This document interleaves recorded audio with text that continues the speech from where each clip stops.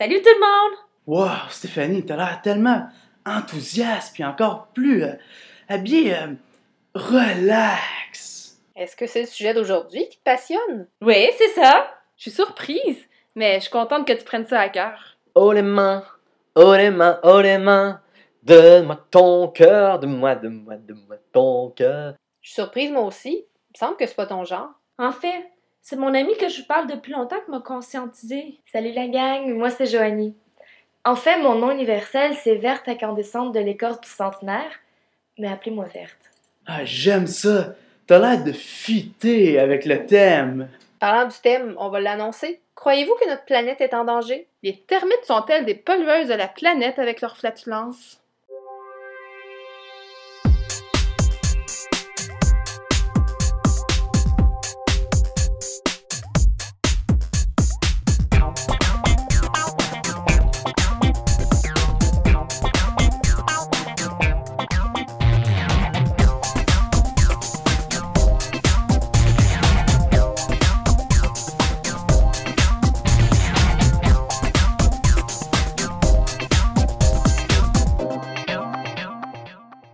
C'est vrai que les fourmis et les termites produisent beaucoup de gaz à effet de serre avec leur flatulence. Sûrement pas autant que les humains.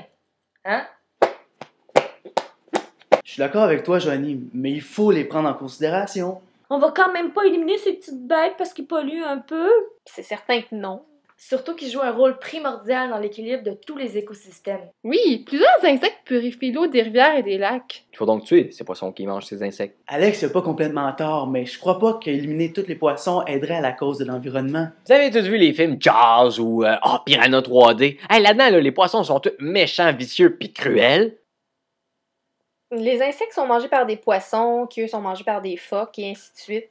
Le règne animal dépend d'une chaîne qui est parfois très fragile. Oui, mais c'est pas l'homme qui est au bout de la chaîne. En fait, l'homme peut se placer n'importe où dans le cercle de la vie.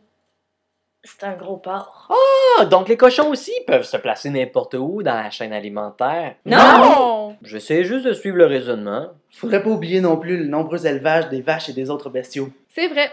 On coupe une multitude d'hectares de forêts qui servent à installer des champs immenses qui servent à les nourrir. On pourrait dire qu'ils servent à nous nourrir, mais la nourriture qu'ils avalent par rapport à ce qu'ils donnent est nettement insuffisante.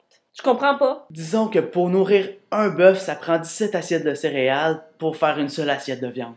On gaspille 17 assiettes pour nourrir un bœuf qui va nourrir une seule personne au lieu de prendre 17 assiettes et de nourrir 17 personnes. Wesh! Hey, vous connaissez l'histoire de Pancrète? C'est une vache que j'ai adoptée. Alex, t'as adopté une vache? C'est gentil de ta part, mais où est-ce qu'elle est? Sweet Home Alabama. Pancrète! Avec un nom comme ça, je suis sûre qu'elle est cute! Hey, ça va faire le niaisage!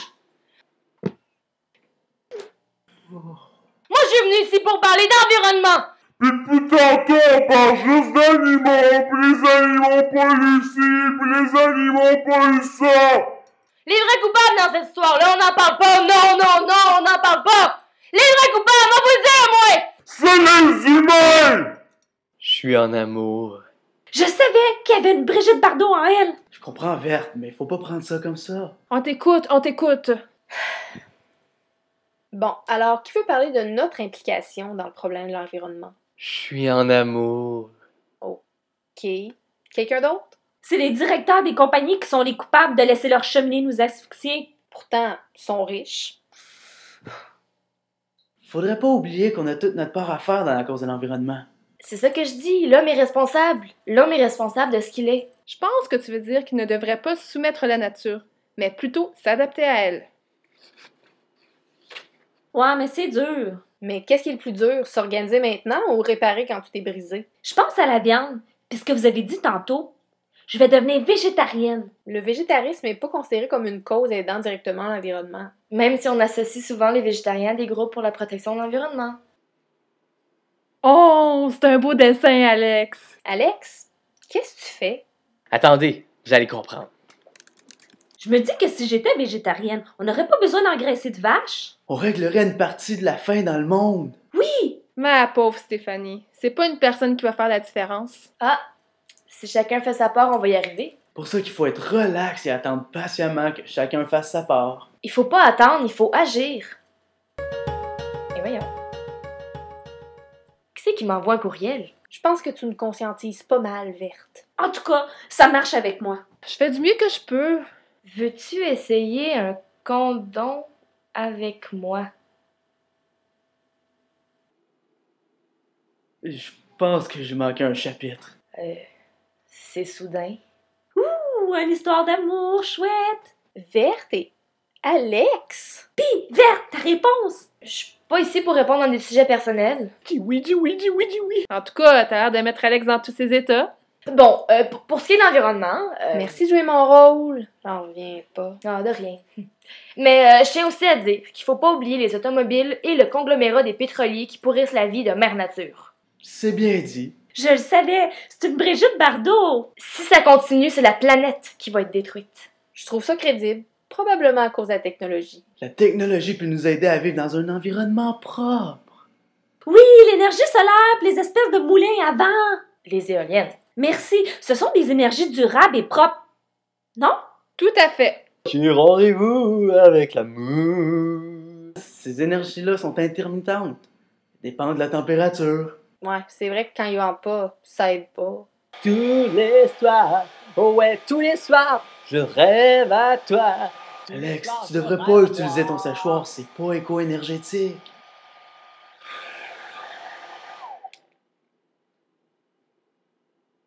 Il faut que la planète entière agisse pis vite à part de ça, parce que bientôt il va être trop tard. Parlant de tard, c'est l'heure de passer au vote.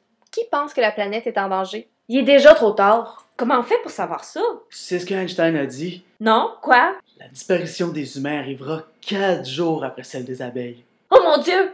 Je deviens végétarienne! OK. Moi aussi, je pense que la Terre est en danger. Repentez-vous, la fin du monde est proche. OK. À moins que je me trompe, tout le monde pense que la Terre est en danger. Donc à la semaine prochaine, vous verrez la tentative de rencontre de mon spermatozoïde et de l'ovule de Verte contrée par un mur de caoutchouc. Hey, j'ai pas dit que j'étais d'accord. Non, mais j'ai déjà commandé une caisse de condoms.